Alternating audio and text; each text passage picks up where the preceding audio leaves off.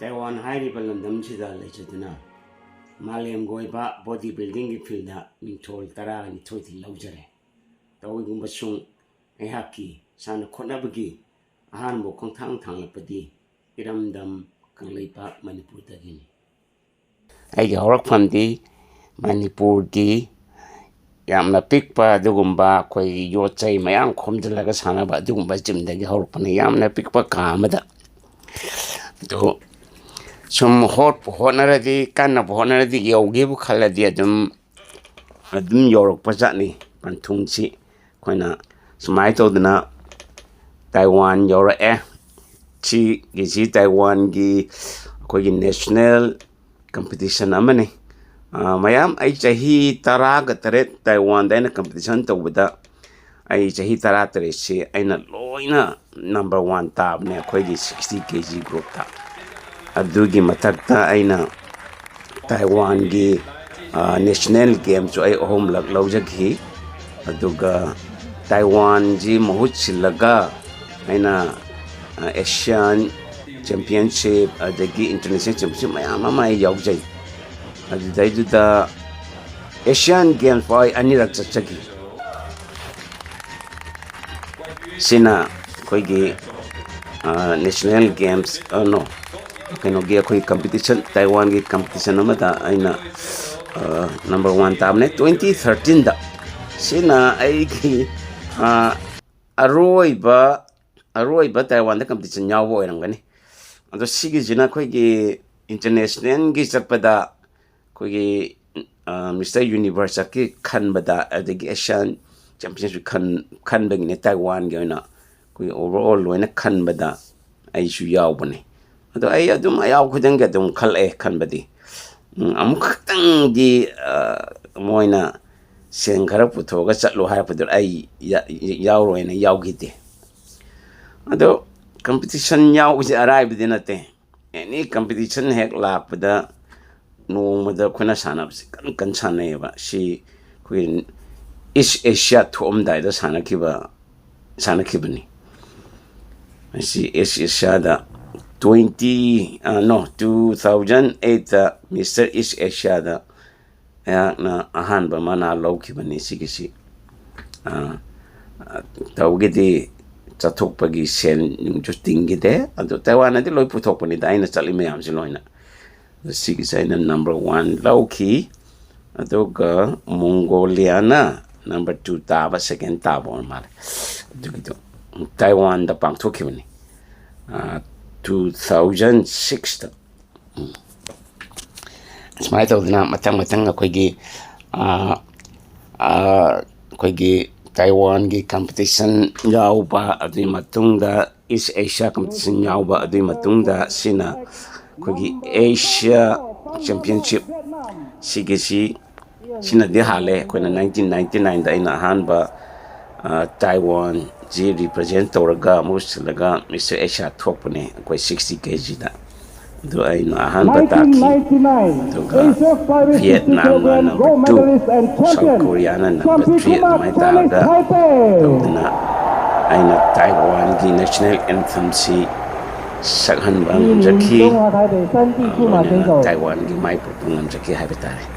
sigi title ji phang ki baji matung ek chahi 1999 dani aina Manipur da thorpa matamda ayapu maitai noksha aina khogi pung cover na mitol pb kibato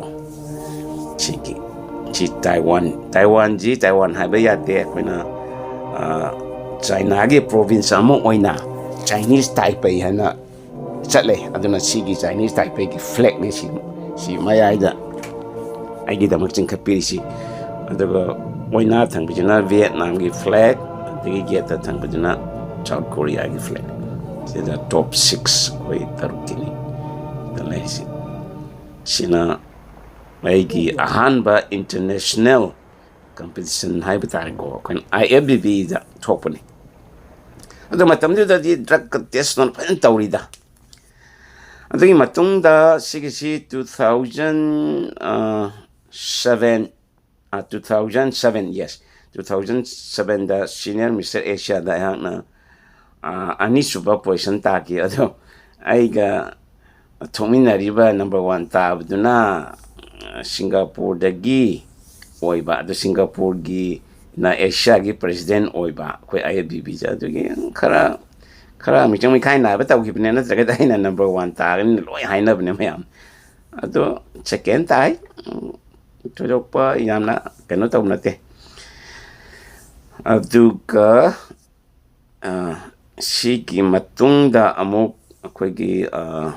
sidai second amuk pireko adui matungda amuk 2008 da amuk thoe competition akhoi gi senior Asia je sida jo aingonda second pire ado sidai da first tariba akhoi gi akhoi Indonesia masa sina aingonda hairimne akhoi competition thok matungda backstage da nang join number 1 le number 1 le na tawdi man di chawe ado aina di na masal ka sida isa masal yam ka ba aina hena khai ba do people ju yam fajabne do sida yarijne ba ado sida jo mu number 2 pire mo maram di Indonesia da mathang chahi da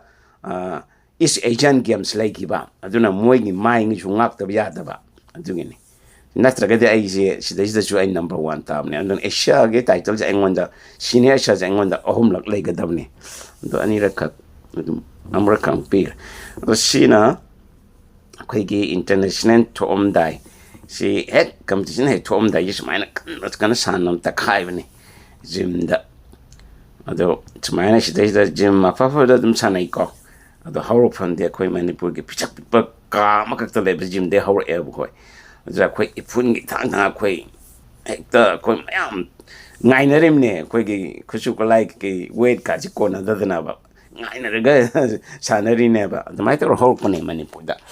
ado hujik Taiwan da le ro matung da budi jing ka ke ji loi nungai ra ado sida jo ai je VIP oina free da moina sana ba halle ba je khoi gi Asia gi title lai ba ade world competition jam jaw ko pa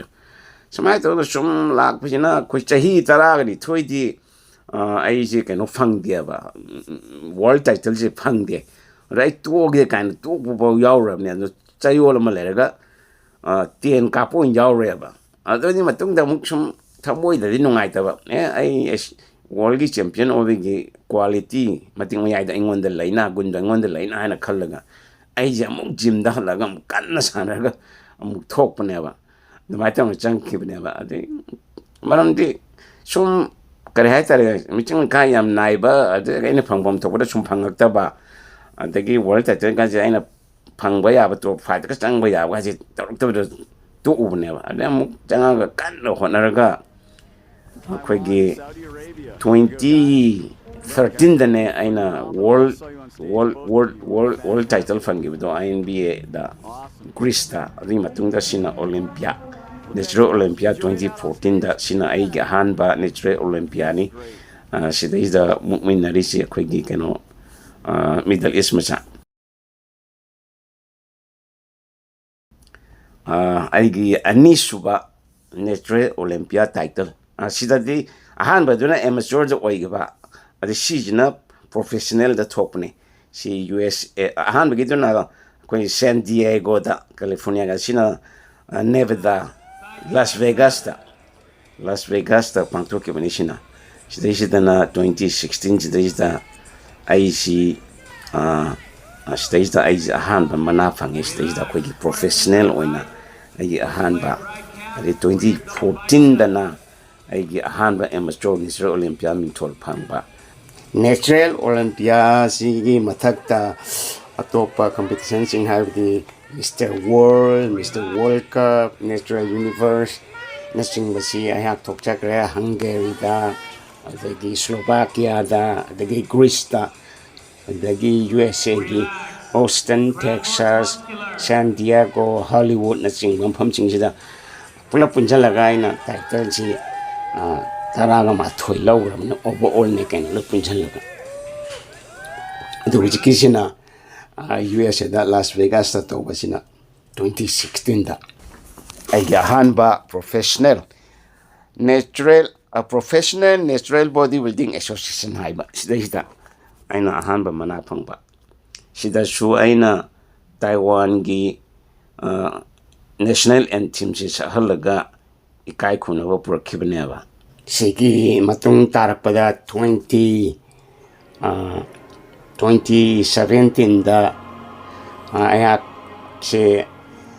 natural body building hall of ꯐꯦꯝꯁꯤ ꯑꯦꯁꯤꯌꯥꯒꯤ ꯑꯍꯥꯟꯕ ꯑꯣꯏꯅ ꯑꯩꯉꯣꯟꯗ ꯄꯤꯕꯤꯈꯤꯕꯅꯤ ꯑꯩꯈꯣꯏ INBA-PNBAꯁꯨꯅ ꯃꯊꯪ ꯆꯍꯤ 2017ꯗ ꯑꯩꯍꯥꯛꯅ ꯒ꯭ꯔꯥꯟ ꯃꯥꯁꯇꯔꯗ professional ꯇꯥꯏꯇꯜꯁꯦ ꯑꯃꯨꯛ ꯂꯧꯔꯦ ꯁꯤꯗꯗꯤ ꯁꯂꯥꯏ ꯇꯦꯔꯦꯛꯀꯤ ꯐꯤꯔꯥꯟꯒ ꯇꯥꯏꯋꯥꯟꯒꯤ ꯐꯤꯔꯥꯟꯒꯁꯦ ꯄꯨꯟꯅ ꯍꯥꯏꯃꯤꯟꯅꯔꯦ ꯂꯣꯏꯅꯅ ꯆꯍꯤꯁꯤꯃꯛꯇꯗꯅꯤ ꯑꯩꯅ ꯕꯣꯗꯤ ꯕꯤꯜꯗꯤꯡ ꯍꯣꯜ ꯑꯣꯐ ꯐꯦꯝꯁꯨ ꯐꯪꯈꯤꯕꯁꯦ